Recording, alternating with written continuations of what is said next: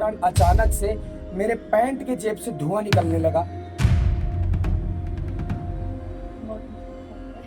2 second के अंदर मेरी जान चली जाती है। आपको क्या पता है कि यह स्मार्टफोन कितना जानलेवा हो सकता है? जो कक्षा में 30 बच्चे उपस्थित थे, उनका ध्यान रखते हुए मैं यदा कदा किसी तरह से क्लासरूम के बाहर गया। दोस्तों, आप सभी का स्नेह और समर्थन लगातार चौपाल से भोपाल को मिल रहा है। चैनल को सब्सक्राइब कर लीजिए। और अगर कोई ऐसा दिन हो जब आपके हाथों से स्मार्टफोन ले लिया जाए और कहा जाए कि आज आपको बिना स्मार्टफोन के रहना, तो हो सकता है कि उस दिन ना तो आपके काम होंगे, ना ही आपका दिन कटेगा। आप जब सोते हैं, खाना खाते हैं, यात्रा करते हैं या अपना कोई काम करते हैं, तो आज आपका जो स्मार्टफोन है आपके नज़दीक रहता है। लेकिन आपको क्या पता है कि यह स्मार्टफोन कितना जानलेवा हो सकता है?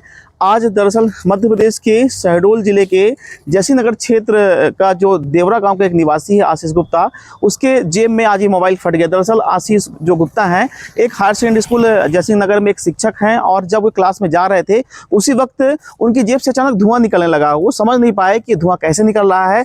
जब उन्होंने हाथ डाला तो उनका हाथ भी जल गया, लेकिन उन्होंने दोबारा हिम्मत करके हाथ डाला और मोबाइल को जैसे ही उन्होंने देखा जलता हुआ, तत्काल क्लास से बाहर निकले और बाहर मोबाइल फेंक दिया। हालांकि इस घटना के दौरान उनके दोनों जो थाई हैं वो जल चुकी हैं, दाहिना हाथ भी उनका जल चुका है। अब आशीष गुप्ता काफ़ी उन्होंने भावुक पोस्ट की है। उन्होंने यूथ से अपील की है कि मोबाइल फ़ोन का, स्मार्टफोन का उतना ही उपयोग करें जितना कि आपके काम के लिए हो। हालांकि अब वे कंज्यूमर कोर्ट से लेकर के सुप्रीम कोर्ट तक इस लड़ाई को लड़ने वाले हैं कि आखिर जो सुरक्षा के साथ खिलवाड़ हो रहा हो क्यों हो रहा है, और सुरक्षा के क्या मापदंड भारत सरकार के द्वारा स्मार्टफोन को लेकर के अपनाए जा रहे हैं। भैया, आपके जेब में पैंट के जेब में रखा हुआ मोबाइल फट गया, कैसे क्या हुआ है? घटना की बात जानकारी दें। मैं आशीष कुमार गुप्ता, लॉरेंसाइन हाई स्कूल जैसी नगर में कार्यरत हूँ। ग्राम देवरा, तहसील जैसी नगर, जिला शहडोल, मध्य प्रदेश का निवासी हूँ।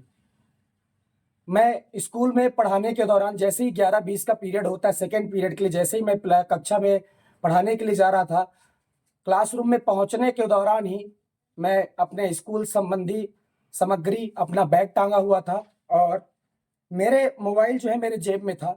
मेरे मोबाइल का किसी प्रकार का कोई डाटा नहीं चालू था। मेरी वाइफ ने मुझे मैसेज भी किया था, लेकिन उस मैसेज को सीन नहीं हुआ। और इसी दौरान 11:20 के दौरान अचानक से मेरे पैंट के जेब से धुआं निकलने लगा। और धुआं जैसे निकलने लगा तो मेरा विवेक बिल्कुल कॉन्शियस काम नहीं कर पा रहा था। यदा कदा मैंने किसी प्रकार से अपने सीधे हाथ से मैंने पैंट की जींस को खींचा और अपना हाथ डाला। जब मैंने अपना हाथ डाला तो मेरा पहला उंगली पूरी जल गई, ये वाली। फिर मैंने बच्चों का ध्यान रखते हुए, कक्षा में 30 बच्चे उपस्थित थे, उनका ध्यान रखते हुए मैं यदा कदा किसी तरह से क्लासरूम के बाहर गया और तुरंत जले हुए हाथ को वापस से जेब में, सीधा बाएं जांघ के जेब में हाथ डाला और मैंने उस मोबाइल को बाहर निकाला। बाहर निकालने के बाद मैंने उसे जो है फेंक दिया। ये मोबाइल आपको आते हैं, बैटरी कब चार्ज किए थे, कैसे आते हैं? बैटरी रात को चार्ज किया था सर मैं। और उस दौरान मोबाइल का डाटा ऑन था क्या आपके? नहीं, डाटा बंद था सर मेरा। मोबाइल कब खरीदा था आपने? मोबाइल मैंने 2020 में खरीदा था। किस कंपनी का मोबाइल Vivo था? Y51 का था सर ये। क्या गारंटी वारंटी उस दौरान बताई गई थी? गारंटी वारंटी कुछ जानकारी तो नहीं बता पाऊंगा सर, इस विषय में ज्यादा क्या कह पाऊं मैं।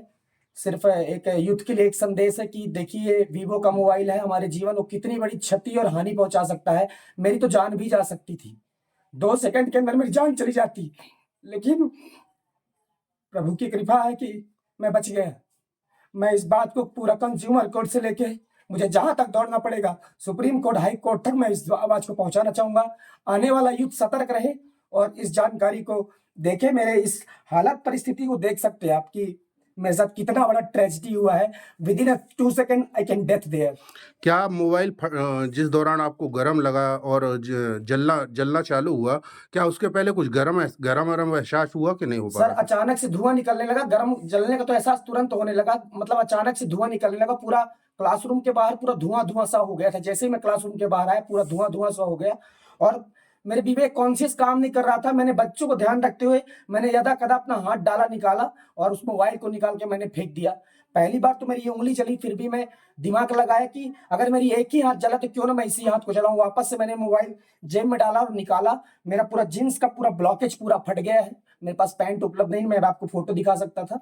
और उसको मैंने फेंका। मेरे सभी साथी शिक्षक दौड़ के आए, उस मोबाइल पे फिर पानी डाले और वहां पे वो ब्लास्ट जैसा एकदम संकेत किया और वो ब्लास्ट हो चुका था वहां पर पूरी तरीके से। मोबाइल यूजर को क्या कहना चाहेंगे जो आज की जनरेशन लगातार 24-24 घंटे मोबाइल चला रही है मैं इस हादसे एक ही का? संदेश देना चाहता हूं यूथ को गाइस कि do not use the cell phone. आपके लिमिट के अनुसार जो है आप उपयोग करें, क्योंकि ये प्राण की, आपकी जान क्या, आपको सब कुछ ले सकता है। आपसे आपका परिवार जुड़ा हुआ है, आप जुड़े हुए हैं, और जिससे बहुत कुछ यथासंभव जो है मृत्यु भी हो सकती थी मेरी। लेकिन मेरे युवा को संदेश यही देना चाहता हूं कि guys be alert, B focus, be attentive and B innovative. मेरा एक ही संदेश है कि कृपया करके बाहर स्वदेशी मोबाइल का प्रयोग, ये चाइना मोबाइल का प्रयोग ना करें। अपने भारत देश का जो पॉसिबिलिटी हो सके। और मेरा प्रार्थना है सर आपसे कि इस बात को मुझे कंज्यूमर कोर्ट तक जाने में, हाई कोर्ट तक जाने में, सुप्रीम कोर्ट तक जाने में कृपया मेरी मदद करें। दोस्तों, आप सभी का स्नेह और समर्थन लगातार चौपाल से भोपाल को मिल रहा है। चैनल को सब्सक्राइब कर लीजिए और अगर वीडियो आपको पसंद आए हो तो इसे अपने फ्रेंड के साथ जरूर शेयर करिए। नमस्कार।